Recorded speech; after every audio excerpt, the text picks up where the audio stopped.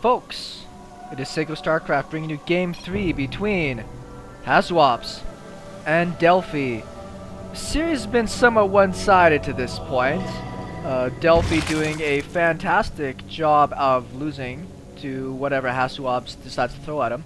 Even in Game 2 with a rather clumsy immortal drop, it didn't work out. Still worked out well for HasuObs, managed to pull it together. I've drank a lot more since that last game there. I took a break in between to play a little bit of ladder. And I am going to be posting a rage game that I had during that time. It's just the nature of the beast. So here we are. I'm going to watch how an actual good Protoss player plays Protoss and just enjoy it. Not that I expect to learn too much from Mr. HasuObs and his amazingness, but I am hoping that it will be entertaining. More entertaining than the sloppy BS Protoss losses I like to throw up there on ladder. It's a new series, a new season, and it was interesting because I only started really getting back into it at the start of the last season, and in that time, you really didn't lose points for losing anything, and there's people that had thousands of points, so it didn't matter that much. But now it's the beginning of the season, and people don't have that many points, and I see people that already have played like dozens of games, and it blows my mind. Like, didn't this just happen? But there's dedicated people out there. They're going to get their StarCraft. The good scout here from HasuObs lets him know that it is going to be a pool before hatch. Ooh. Good save.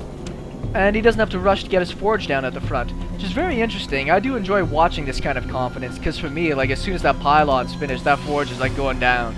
And I'm getting ready to throw cannons down. Like, oh, he could throw lings at me and I'd die.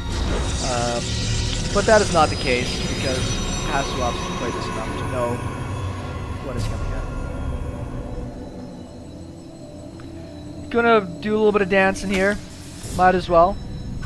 Trying to build up that extra money. We see quite a lot of money extra here over that 300 for Delphi. He does get his hatch down, but probably a good 10-15 seconds late. Queen's on the way. And I think all HasuObs are doing, yeah, he's checking the gas. If there was a gas at this point, maybe he'd be expecting some sort of rage play like Shawnee would do.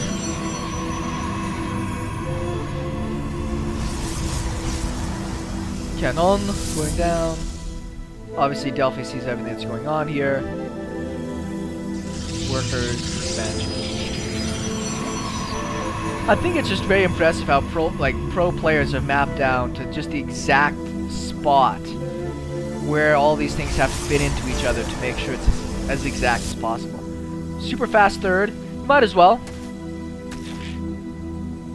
Happily for the Protoss player, he does scout it. That's a very, very important scout for a Protoss player to make. If you don't see that going down, sometimes you have to anticipate that there is going to be some form of roach pressure, potentially. If it's zergling pressure, I've had a lot of zerg players just bum rush me as a Protoss, and you just have a simple wall up with one cannon and just hold on for infinity.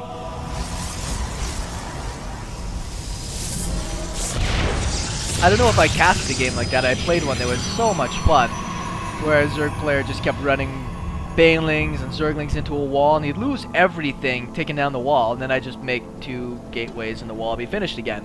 And eventually just pushed out and killed him because he invested everything into these silly attacks. But in this case, obviously we're not going to see a Protoss do that, though it is nice in a series, and I probably would have not minded it earlier in a series, to see the Zerg player go for some sort of roach baneling bust. Come in here and knock it down. Because we really haven't seen that early sentry count come out for HasuObs during this series. Ooh, just sneaks it out of there. I sometimes like using a probe to go tickle it and it runs back into the cannon and dies. It's super fun. I feel now that I'm playing some more Protoss games, I have the opportunity to comment a little bit more on what it actually feels like to be in that position, and then just get rolled hopelessly. This is a very popular tech spot, even for Terran players, like to throw down another command center or something like that. It just seems to be the super popular thing. Nidus worms are coming back in fashion slightly, so being able to cover your base is very important. Going for the really fast Hydra busts Really funny. Go for that lair attack, get out about 12 hydras, throw down an Anitus just outside the base, and just start wailing away. Even if they have sentries, it does them no good. The range you can get on the hydras allow you to just take all this out. And if they go starport or something of that nature, you have every opportunity to stop it. Finally getting a roach worn down now. I think this is the style that Delphi was really hoping for most of this series, which was just leave me alone. And I'm just going to keep building up tons of workers, and then hopefully come at you with everything, bro. So we look at the units wise. Pretty big worker lead right now for the Zerg player. I'm sure he's super happy about that. Yeah, shot that really in the face. They're just coming out to check for a third. It's not too uncommon these days to have a Protoss player make a handful of units and go for that super fast third before they tech up. And then he can throw down, you know, 3 Stargates. That's so interesting, right? It would seem like that's really impractical. Like you could get a few Hydras on the low ground and shoot most of that down. But spreading out your tech in these ways can sometimes be very effective because it allows you to obviously not get unpowered by one Artosis pylon.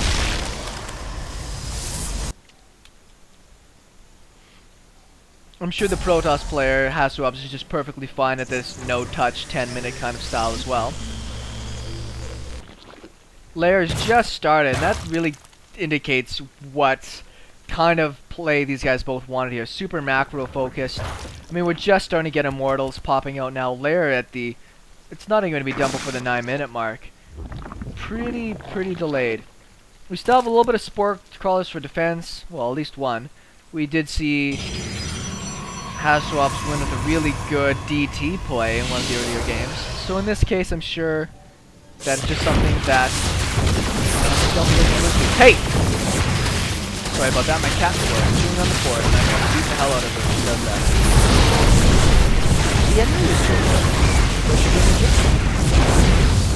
Pretty good hold there by HasuObs. Good use of force fields, the immortals take care of it. Looks like he lost a gateway, maybe a pylon. Not really that big of a deal in the grand scheme of things. And then once again, we just have the mothership core running away. Well, running after them. That's why I'm kind of a fan of going into the Stargate play early on, because if you get out a Void Ray or two, it's so uncommon to have those Hydra rushes, unless it is a Nidus play, that you can very easily just go and kill off any kind of pressure that's coming at you. Delphi's got a pretty good supply lead, but that's what you would expect. Tech-wise, their upgrades are... Well, they're actually... It's already on +2 here for HasuObs. I think we've only got one Evo chamber up right now for the Zerg player, so he's only getting one of his primary upgrades at a time. Grooved spines. So he is going to move into that Hydra composition. Obviously, super good against this Immortal Sentry. I mean, it's... You can still win with Immortal Sentry against Hydra, it's just super not cost effective, because you need that force field coverage to do well. Down goes the Nexus. Just going to do a simple transition into that third base. Piles of gateways going down. Not worried about getting out Colossus tech yet. Not even pumping out Immortal after Immortal. Just getting himself technologically in the right position. Upgrades happening very well. Mothership core is just gonna, you know, hit away. Looks like he's finally got something that's going after there. 1 or 2 Hydras. The Hydras don't have speed yet. +2 attack, no armor. Whereas the Protoss player has 2 attack already finished and +1 armor on the way. Pretty good army here. 3 immortals and lots of sentries. That sentry play, I think, is one of the biggest problems that I have when it comes to Protoss. Like, I just don't have that force field confidence I need, where you can just separate armies like this and get tons of damage in. Trade so cost effectively here. Like the Protoss didn't lose a single unit. Sure, used 6-7 force fields. Still quite a few left. Now it's time to put on the pressure. This is going to allow the Protoss player to easily expand at home behind this. Not have to worry. Oopsies. Setting in a Phoenix Scout ahead of time. Sees the composition down here. A little bit too open for the Protoss player, I think, to really want to engage down here until he gets a few more units. It's lots of sentries, though. Yeah. Sentries are awesome, but they don't really deal that much damage. If the Zerg player was going to engage, this would probably be the better spot where he could get a better arc so many Hydras too. I think it would have been better for him to engage on the low ground where he had that opportunity. He does not want to lose his mothership core. He always wants to have that recall available to him. Getting focused down. Well, he used all of his energy anyway, so who cares?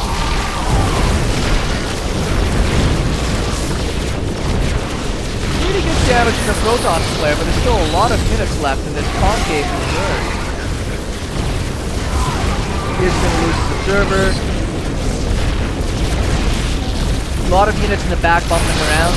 That's the problem with attacking up a ramp like this. But it looks like it's not even going to matter. I think HasuObs is just going to have the units need to just power through this. 13 more Hydras about to pop. But with the upgrade advantage that the Protoss player has, 0-1 versus 2-1, pretty substantial. Wow, they're actually force all this up. I don't think that Viper was going to help too much.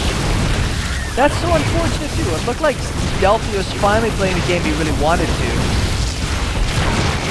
We just had this big opportunity to macro, like unchallenged.